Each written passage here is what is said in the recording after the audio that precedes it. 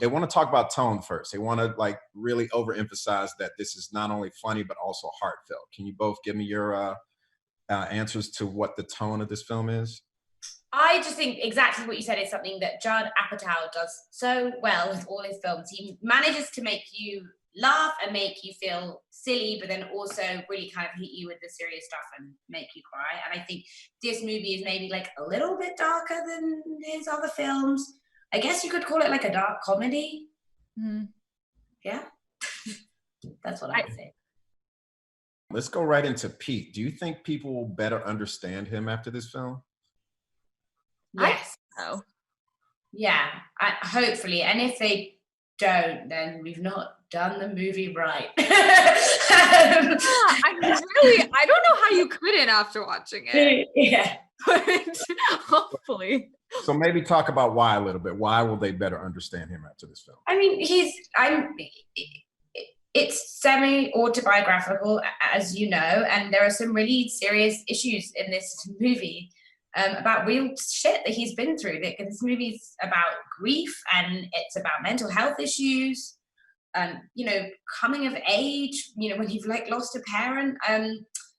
So yeah, and I think it's really brave of him to put that out there, actually. I admire him a lot for that. And I hope that it starts conversations about those things.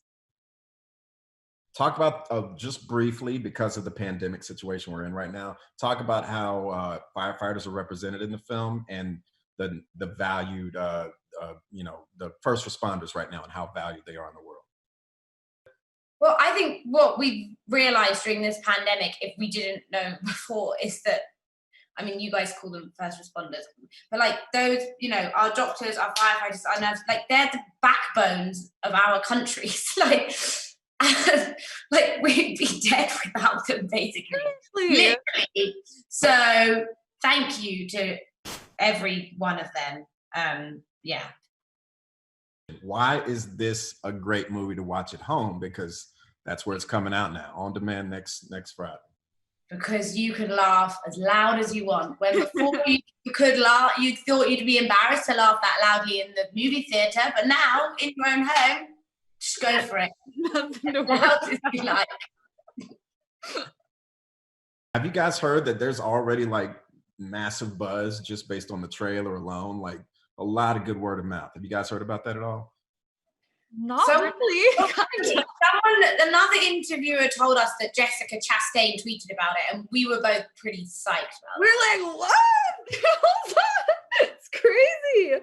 I can't even read anything because then I get too nervous. Yeah, me too. I've kind of got everything off for this, like the next few weeks, I think, and I'm just gonna try and, I don't know.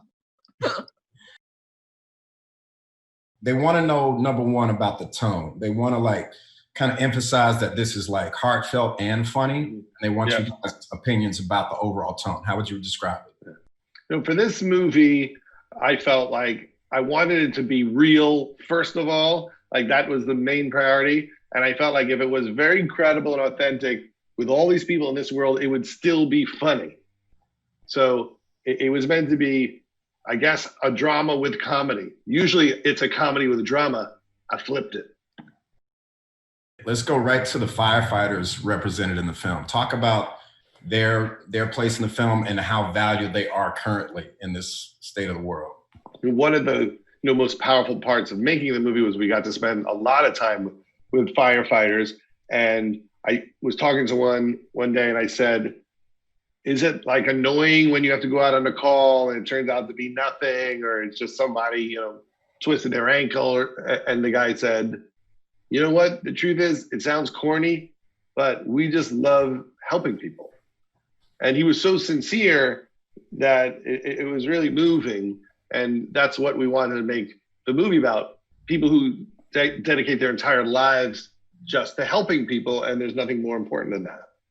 I think we see with everything that's going on that not just firefighters, but all sorts of different people are putting themselves at risk to keep the world moving, to help people in all sorts of ways. It's not just nurses and people who work in grocery stores and people who deliver things and police officers. It's really anybody who's dealing with the public right now is taking a risk to help others. And we all need to take the time to appreciate that.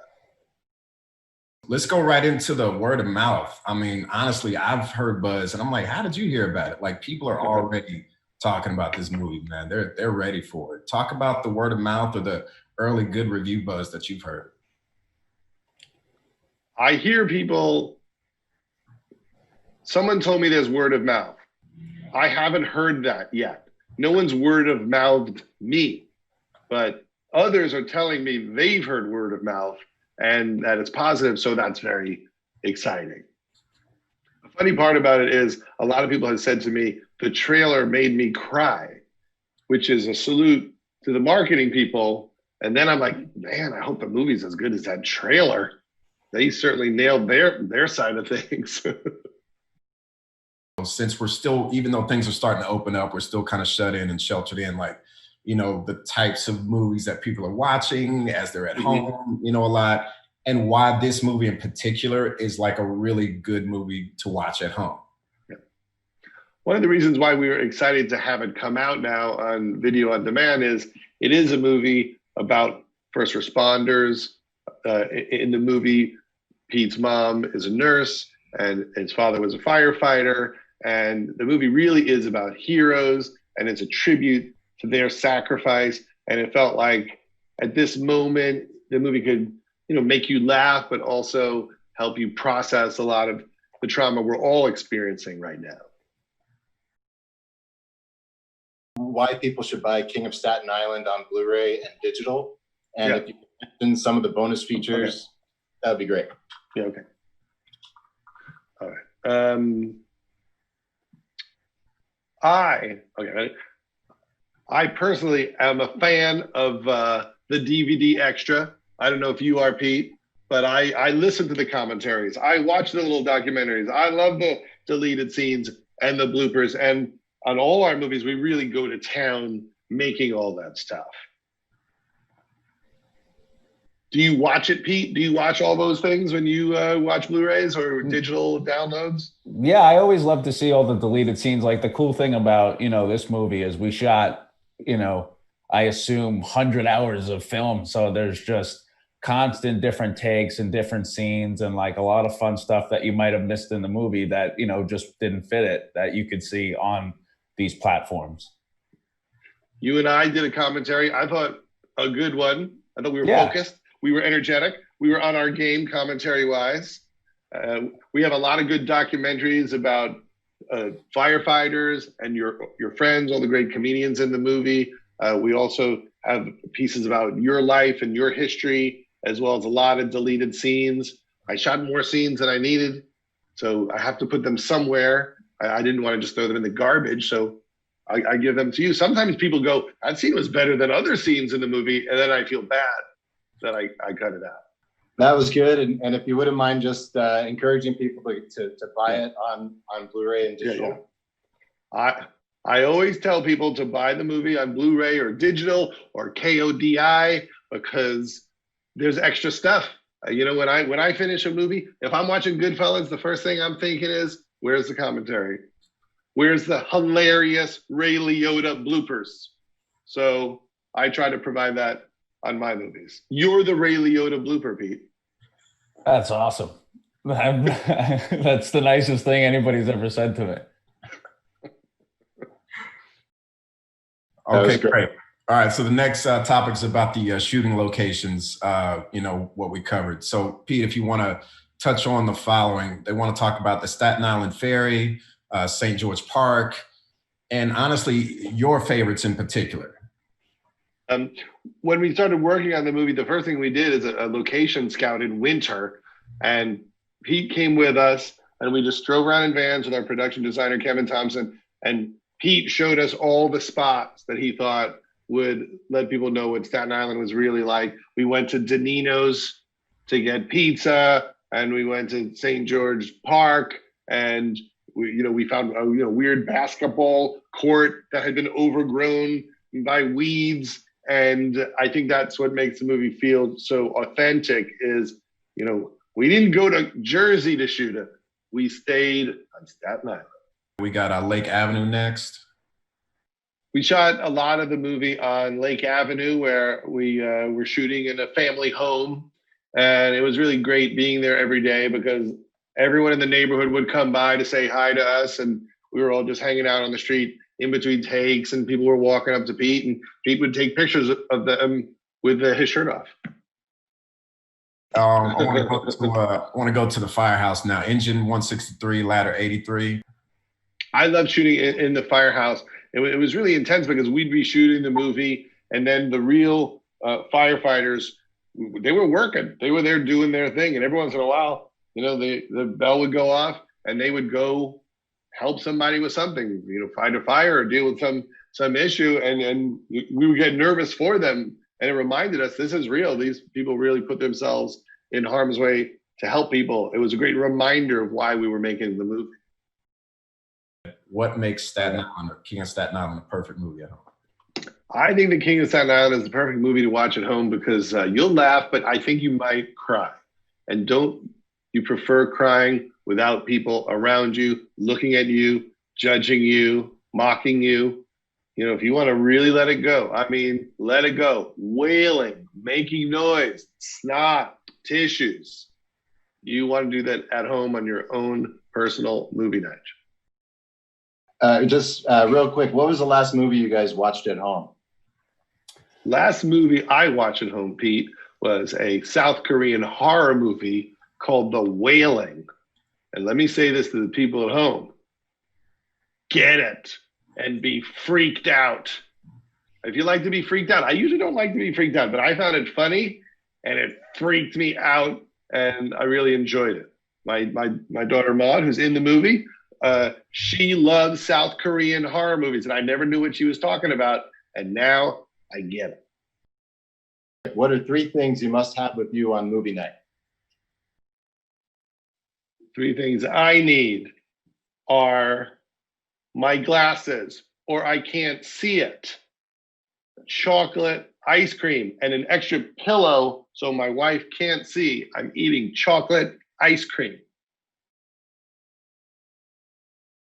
So first, of course, traditionally, they always want you to talk about your character, Margie. What can you say about Margie in this movie? I can tell you about Margie that I think she should be, she's up for sainthood in my book. She gets the Gandhi Award. So Amy Davidson should just, we should all be venerating her because her level of patience and by Amy, I mean the character that Margie is based on, has endless patience and a huge heart. And she's just fierce for her children. And I don't know, it was not easy doing some of those scenes where I felt like I was taking a lot of crap. And so I don't, but Margie/Amy doesn't feel that way. Can you talk about that a little bit? First responders? Yeah, because Margie, my character Margie, is a nurse, and we have some scenes in the ER. You don't see her there too often, but when we shot it, I already had enormous respect and awe for what nurses do. But now that we've been through this and really the level of outrage that I feel that they are not paid properly and that they do not have PPE, and that just people in the caring professions, which are mostly women and mostly people of color, they're just not paid according to what they contribute to society. And this is true of teachers as well. And hopefully times are going to change.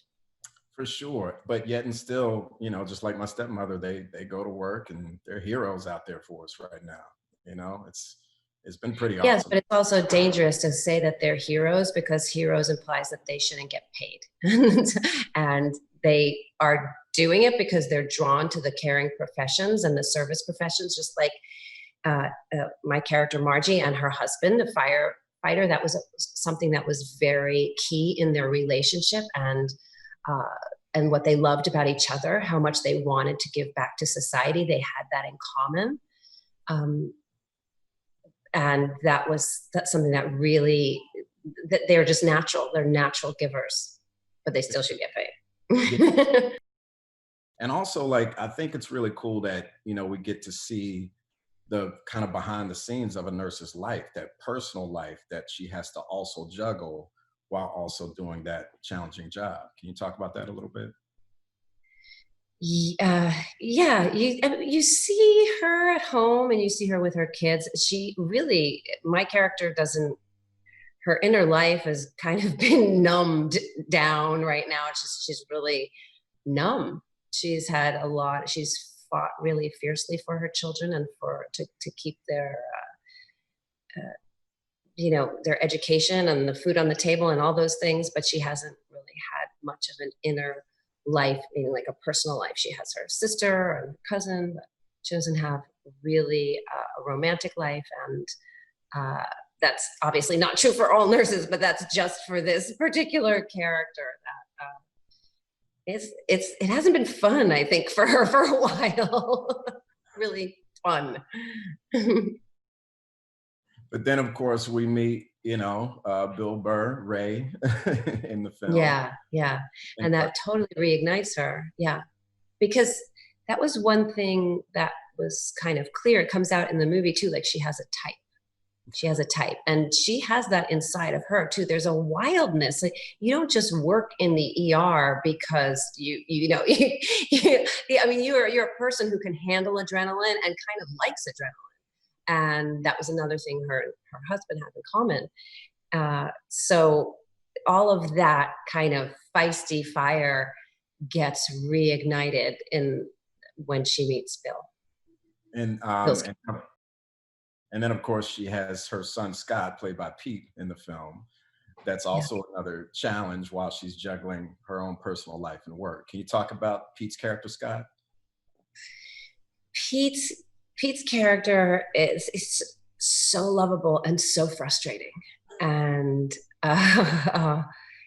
he just is someone who's so empathetic and you can have a real heart-to-heart with, but it's just throwing a fit like a child. And it's really his process of growing up. Do you think people will get to see a different side of Pete after watching this film? I do. I think so.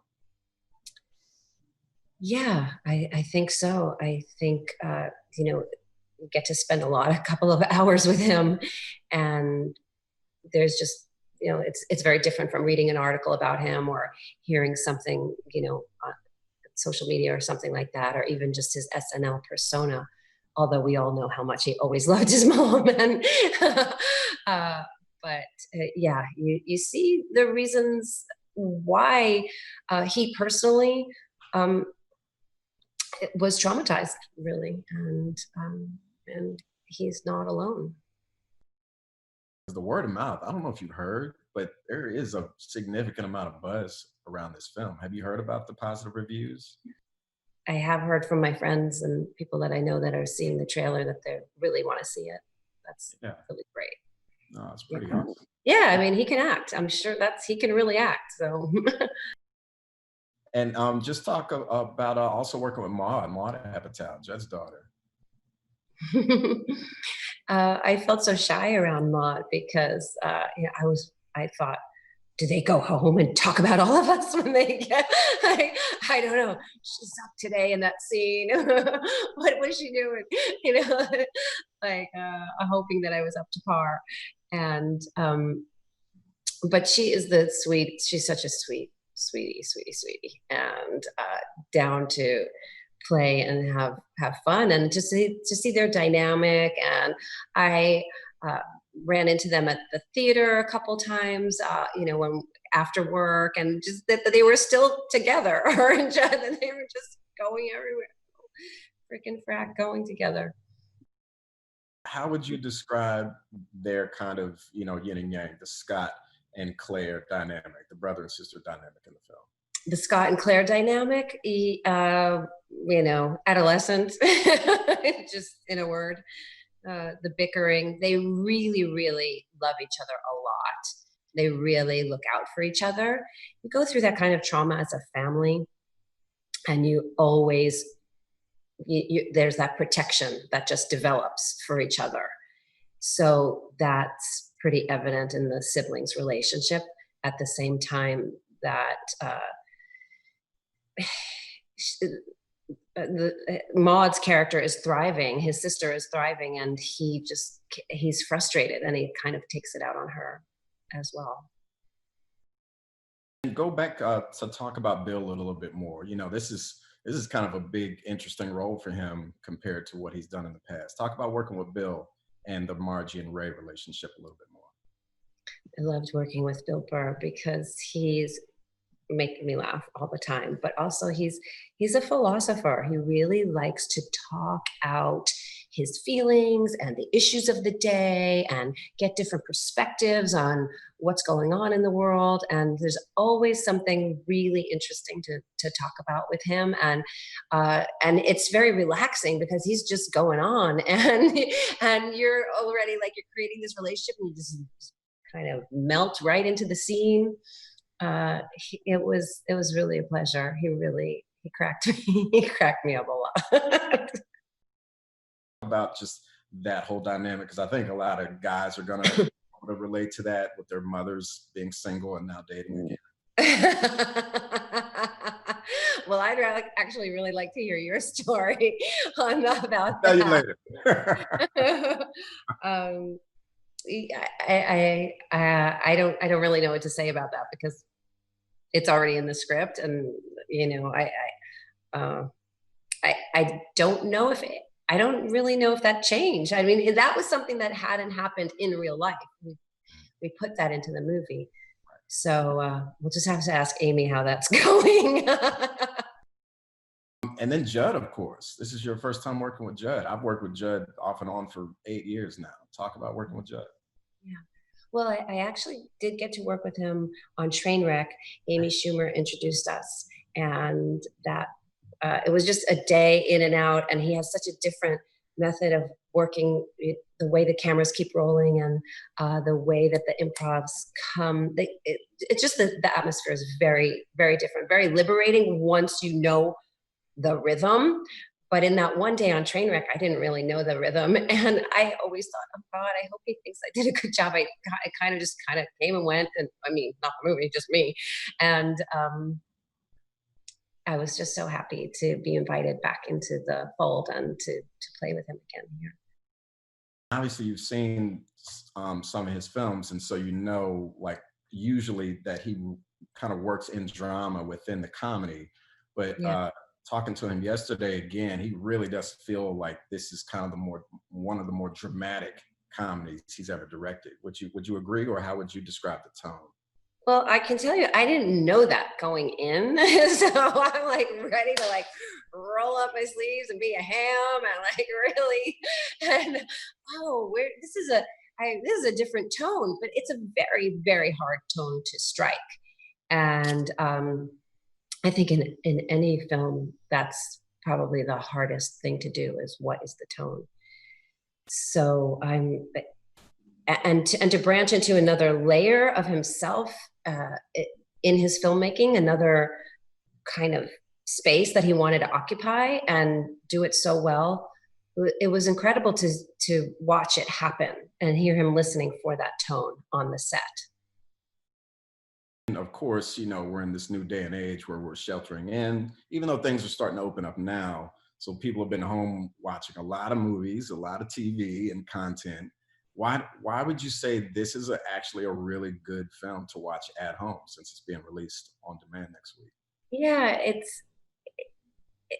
I'd like to see it both ways, because I think seeing it in a movie theater will be a more raucous experience, and there's nothing like being with a collective. But then having it stream and come into our homes, it's really such an intimate movie, and probably people are sheltering with their family members or closest people, and that's what the movie's about.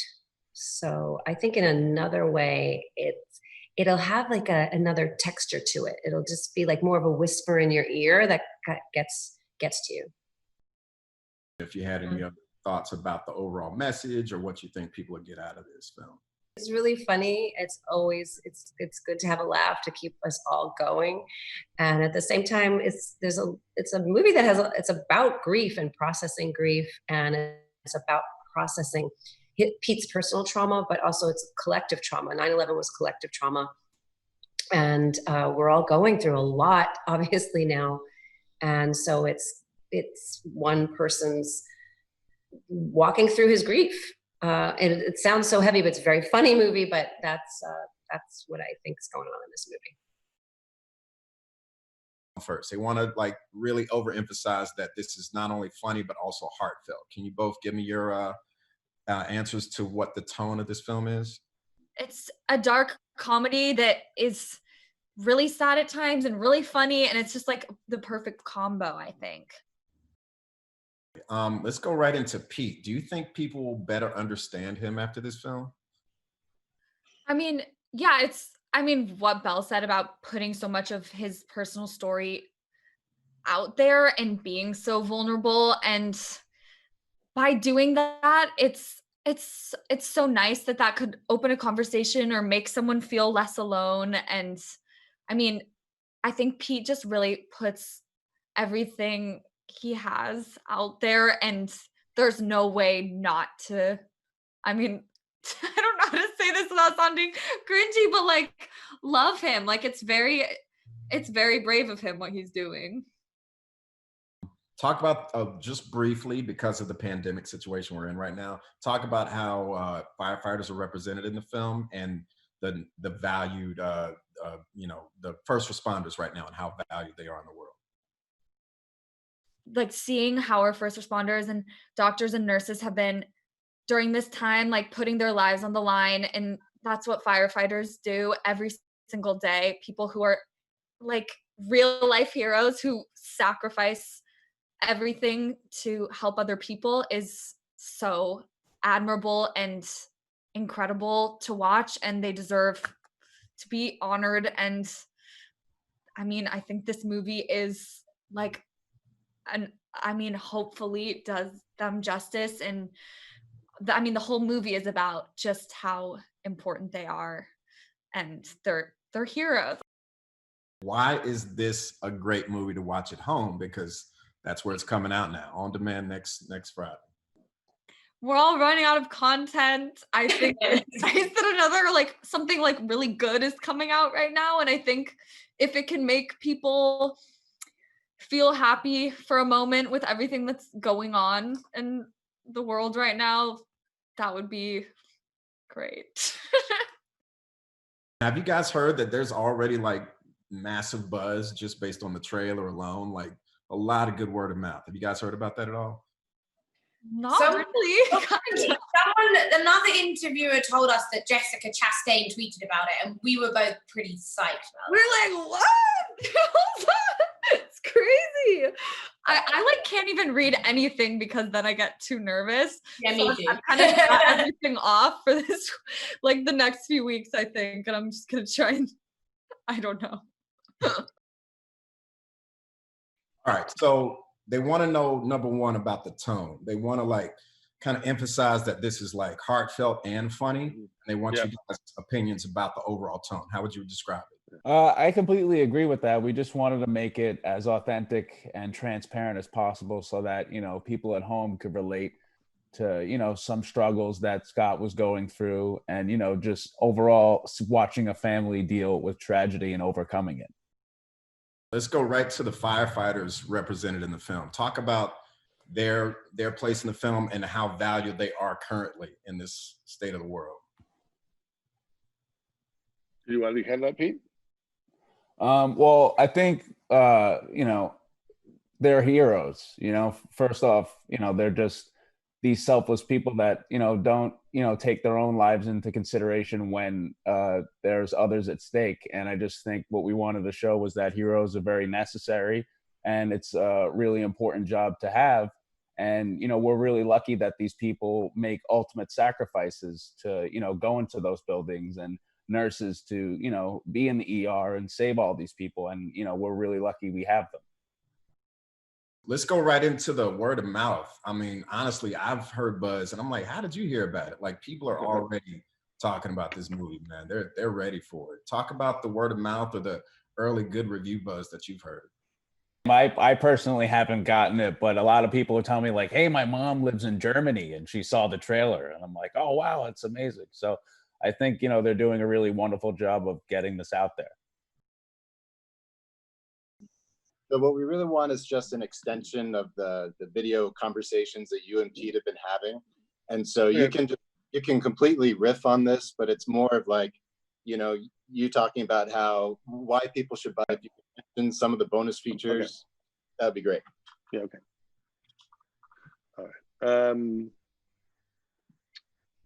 All right. Ready? I personally am a fan of the DVD extra. I don't know if you are, Pete, but I listen to the commentaries. I watch the little documentaries. I love the deleted scenes and the bloopers. And on all our movies, we really go to town making all that stuff. Do you watch it, Pete? Do you watch all those things when you watch Blu-rays or digital downloads? Yeah, I always love to see all the deleted scenes. Like, the cool thing about, this movie is we shot, I assume 100 hours of film. So there's just constant different takes and different scenes and like a lot of fun stuff that you might have missed in the movie that, just didn't fit it, that you could see on these platforms. You and I did a commentary. I thought a good one. I thought we were focused. We were energetic. We were on our game commentary wise. We have a lot of good documentaries about firefighters and your friends, all the great comedians in the movie. We also have pieces about your life and your history, as well as a lot of deleted scenes. I shot more scenes than I needed, so I have to put them somewhere. I didn't want to just throw them in the garbage, so I give them to you. Sometimes people go, that scene was better than other scenes in the movie, and then I feel bad that I cut it out. I always tell people to buy the movie on Blu-ray or digital or KODI because there's extra stuff. When I finish a movie, if I'm watching Goodfellas, the first thing I'm thinking is, where's the commentary? Where's the hilarious Ray Liotta bloopers? So I try to provide that on my movies. You're the Ray Liotta blooper, Pete. That's awesome. That's the nicest thing anybody's ever said to me. So the next topic is about the shooting locations, what we covered. So Pete, if you want to touch on the following, they want to talk about the Staten Island Ferry, St. George Park, and honestly, your favorites in particular. The Staten Island Ferry was fun to shoot on because I used to take that ferry every day into the city to try and go do stand-up and hit the open mic scene. And it's just like a really beautiful, like almost unknown thing in New York that you could just take this ferry for free and get the most beautiful view of the Statue of Liberty and the most beautiful view of the Manhattan skyline.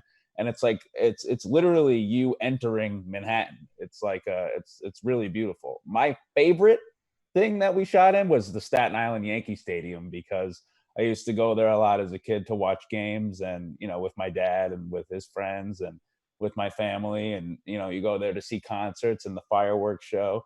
And it also has the most beautiful view of the Manhattan skyline. So a lot of things in Staten Island are truly beautiful. It's Ron and Dave's Tattooing on Manor Road. Pete, you want to talk about that one? Ron and Dave's Tattooing is a cool tattoo shop that we found that we were able to shoot the scene with Colson Baker, Machine Gun Kelly, who plays the tattoo owner, the shop.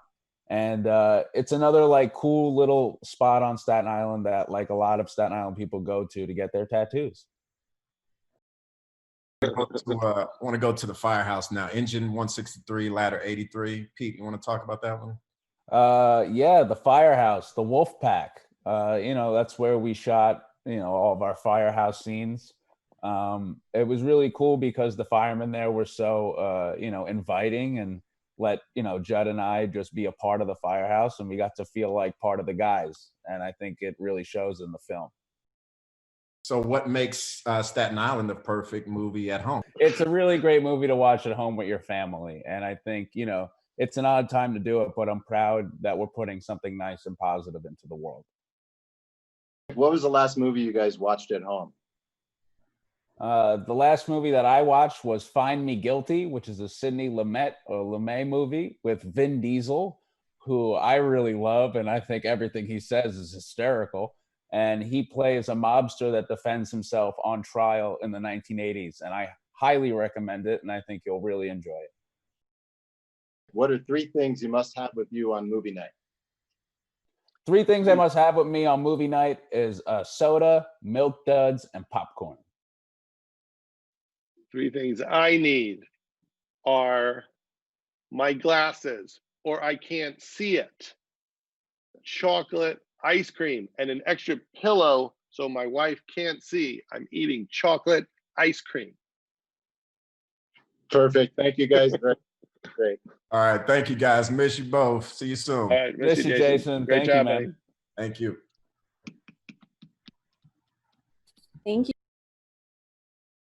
A little bit brief description about your character Papa in the film. Well, he's a senior guy who works in the firehouse, same firehouse that Bill Burr works in. And then, as we come to learn later in the film, he actually there was a time when he knew Pete's character's dad and ran with him, worked with him and partied with him. So he's kind of got the goods. Which is an important moment for Pete's character because, his dad has been put on a pedestal all these years, but he wants to really know him. And Papa, has, sort of the key to like, hey, I know you've heard this, but he was also that. He had a wild side. He had his issues. Yeah, he was goofy, just like you. He had, but don't ever forget, who he was. Like he was heroic, and yeah, it's a tragedy what happened, but he deserved that life to have a family. And I'm sorry you didn't get to know him as well as you could have, but we need people like his dad. Firefighters in general, briefly about your background and how important they are in the pandemic world we're living in today. Absolutely. So right now, firefighters in New York, they're under a lot of stress. A lot of them are out on medical leave, so it cuts down on the manpower. And a lot of them are, their stress level has been raised because they don't want to bring COVID back to their families. So a lot of them are either living out of their cars or trying to, get some other situation. And it's just been very stressful. I've been working with an organization called Friends of Firefighters that provides mental health services and other services to firefighters and their families. So it's available to them and their families because they're all going through this together. And so just to put that out there, if anybody wants to go to friendsoffirefighters.org and donate, it's a really worthy cause. But yeah, that's what, but firefighters, that's what they do. They don't, they don't complain about it, but you can tell that they're worried about it. So it's good for them to have an outlet to express their anxieties and their fears. Really 2 heartfelt moments. Pete's character expressed how he didn't think firemen should have children. And then your character expressed it again in the bar. Can you kind of combine those scenes together? Well, yeah, so in the first scene where Papa meets Scott, he hears him going off about how, like the firefighters, it's unfair that they have kids, and they shouldn't. And he just sort of takes it in. And then later, in a much later scene in the bar, where they're all joking around and drinking and telling stories and inappropriate stories. And, Papa lets slip that he knew Pete's character's dad. And to be able to do that scene with Pete, knowing Pete's own story, and to tell him who his dad was, that, yeah, he had issues. He was no angel, he and he was probably struggling with the same, some of the same issues that Pete's character is struggling with. maybe for different reasons, but he had problems. And that still didn't stop him from doing the job that he needed to do and that he did. And that's important, that's, and that Pete's character needs to hear this. And so, like I said, it was a privilege for me to be able to play the character that gets to tell this to Pete's character, but ultimately to Pete.